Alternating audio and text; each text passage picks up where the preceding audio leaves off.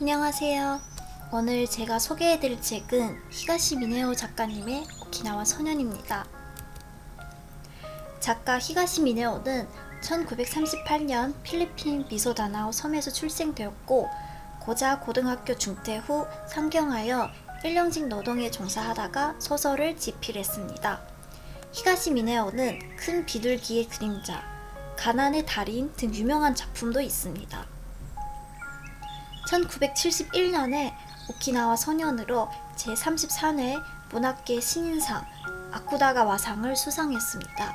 소설 안에 오키나와 방언인 우치나구치를 사용하여 동시대 문단에 신선한 충격을 안겨주었습니다. 이 소설의 무대는 고자라 불리는 고자시, 이곳에는 1945년 4월 미군의 오키나와 상륙 시전부터 민간인 소용소가 들어서고 미군의 성륙해소를 위한 바와 매춘가, 즉 에이바라 불리는 미군 허가 음식점이 줄을 잇고 일본 본토와 오키나와를 통틀어 유일하게 가타카나식 지명이 사용되고 있는 것입니다. 스네요시는 성산업에 종사하는 부모를 둔 탓에 언제라도 손님들이 몰려들면 자신의 사용하는 침대를 내줘야 하는 불편함을 감수해야 합니다. 때문에 스네요시의 방 안은 늘 여자 특유의 냄새로 가득 차 있었습니다.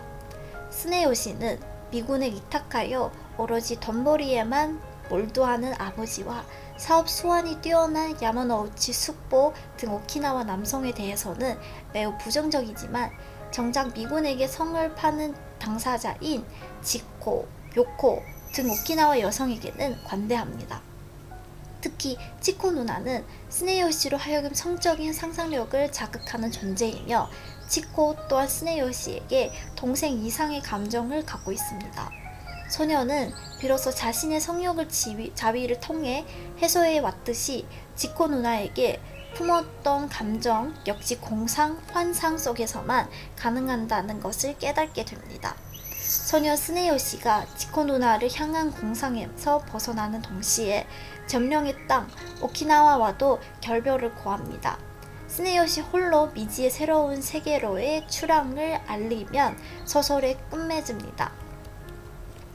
이 작품의 주인공 스네요시는 성에 막 눈뜨기 시작한 사춘기 소년 중학생이고 미군 상대 성매매업에 종사하는 부모를 도와 틈틈이 아르바이트로 신문 배달을 하고 오키나와가 처한 경제적 불균형이 미군의 파행적 점령 시스템에 기인하다는 사실을 예리하게 간판하고 있었습니다. 주인공 소년 스네요시의 부모가 경영하는 성매매업소에서 일하는 여성, 스네요시로 허여금 성에 눈뜨게 해준 존재입니다.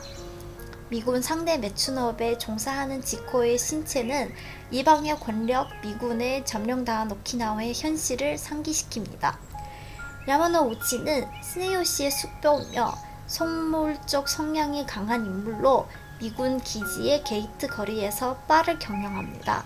스네요시 아버지가 매춘업을 하는데 결정적인 도움을 주었습니다.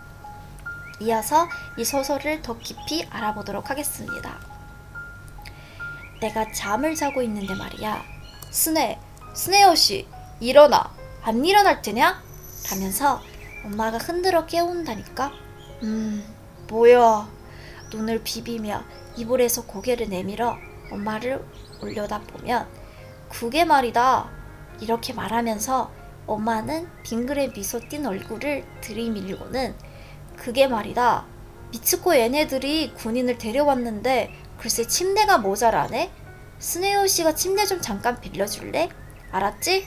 딱 15분 정도면 돼. 뭐라고요? 나는 놀랍기도 하고 기분도 상해서 그만 목소리를 높였다.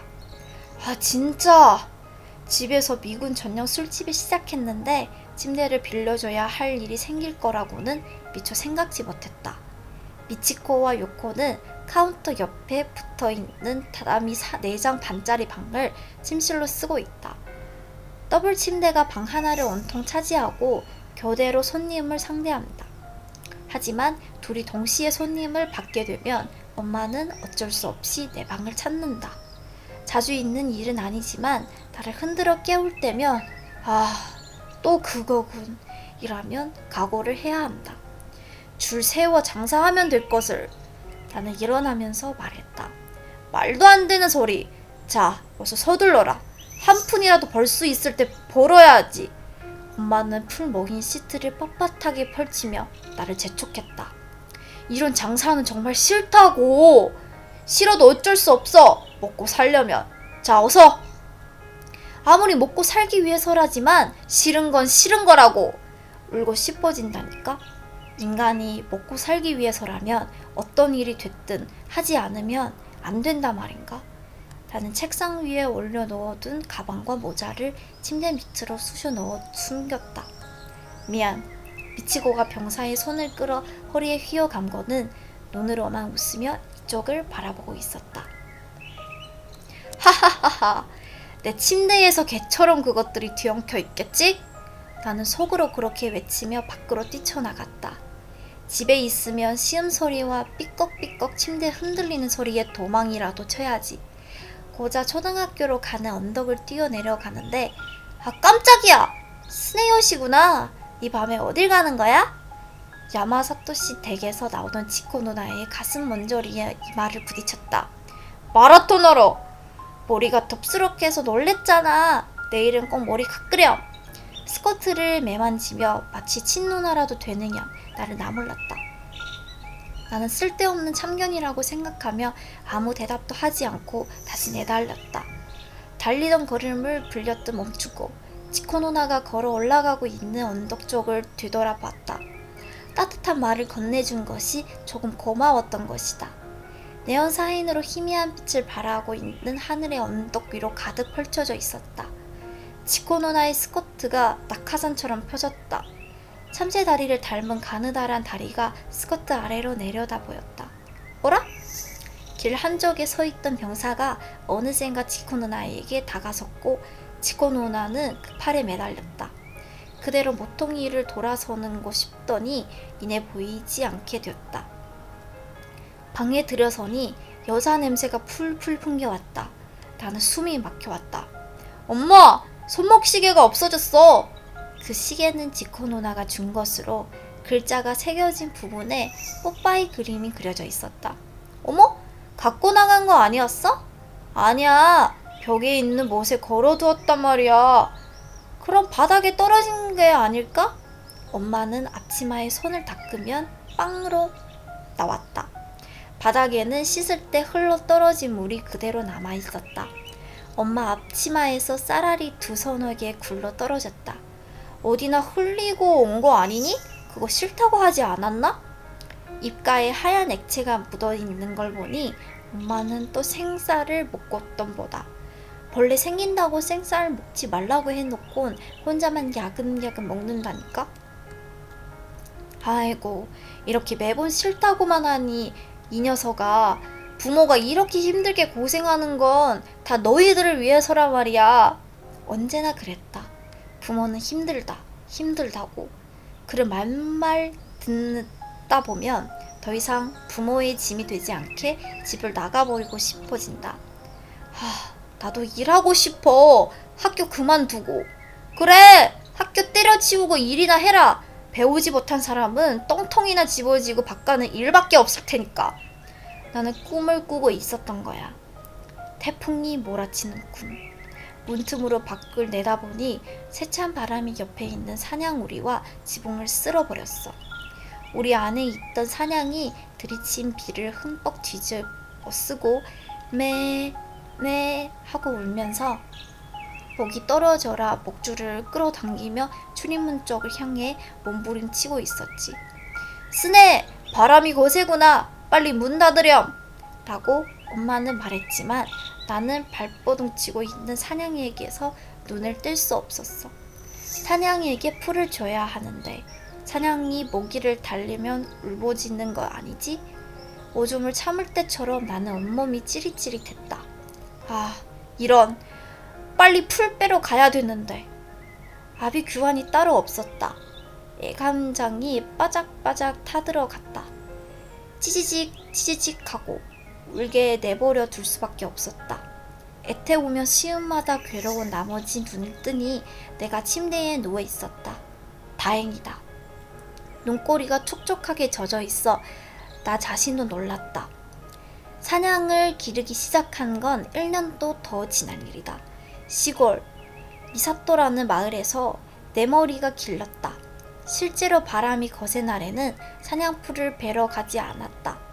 바람이 불기 전에 미리미리 삼더미처럼 풀을 베어와 배불리 볶고 남은 만큼 넉넉하게 나눠준다. 바람이 거센 날에는 사냥은 얌전히 웅크리고 앉아 먹었던 것을 묵묵히 되새김질하고 있었다. 그런데 왜 그런 꿈을 꾼 걸까? 일단은 안심했지만 이번에 한없는 쓸쓸함이 밀려왔다. 사냥 가운데 2마리는 외국산이었어. 무슨 원조물 자로 보내온 사냥이라고 했다. 밤색 털에 커다란 갈색 눈, 일어서면 배 밑으로 젖이 보였는데 섬출신 흰색 양은 그 그늘 속에 숨어버린다. 뿔이 팽그르르 말려 있었고 그 끝이 귀 언저리에 닿아 그 부분만 가죽이 벗겨졌다. 어느 날 아버지가 전달기로 쓱싹쓱싹 뿔을 잘랐다. 욕심부려 너무 짧게 자른 탓에 새살을 다치게 해 피가 번지기도 했다. 사냥은 싫어했다. 사냥목을 잡고 있던 나도 가여워서 눈을 찔끔 감았다. 그러더니 아버지는 다시 한번 이번에 끝쪽을 잘랐다. 그 후 얼마 지나지 않아 새끼 사냥이 태어났다. 밤색 털을 가진 귀여운 새끼 사냥이었다. 새끼들은 모두 사랑스러운 듯지만 그런데 어느 날 품을 베러 데리고 나갔던 때 메밀밭에 파 녹은 똥구덩이에 빠져 그만 죽어버렸다. 이미 사냥에게 흩어진 젖이 똑똑 흘러내릴 뿐이었다. 그리고 더 이상 새끼를 낳지 못했다. 할아버지가 돌아가시자 우리는 마을로 이사하게 되었다. 집을 팔았다. 사냥도 마을 누군가에게 팔았다. 새끼를 낳지 못하게 된 그 사냥은 바로 도살되어 잡아먹히지 않았을까? 어찌되었든 지금의 나와는 아무런 상관이 없다. 자, 이제 그만 자자. 아침 5시에 일어나야 한다. 나는 식물 배달 아르바이트를 하고 있다. 얼마 전부터 살림에 보태려고. 긴장된다. 맞아, 너무 긴장해서 그런 꿈을 꾼 걸 거야. 그렇게 말하면 3명이 서로 일서안으며 울었던 일이 바로 어제 일처럼 느껴졌다. 6살 무렵이던 내 눈에도 눈물이 그렁그렁 맺혔지만 어른들이 우는 모습은 처음 봤다. 지금까지 살아오면서 경험한 클라이맥스와 같은 광경이었다. 하지만 이것도 아주 예전 일이다. 아주 먼 옛날에. 더 이상 아버지와 어머니 울거나 그러지 않는다.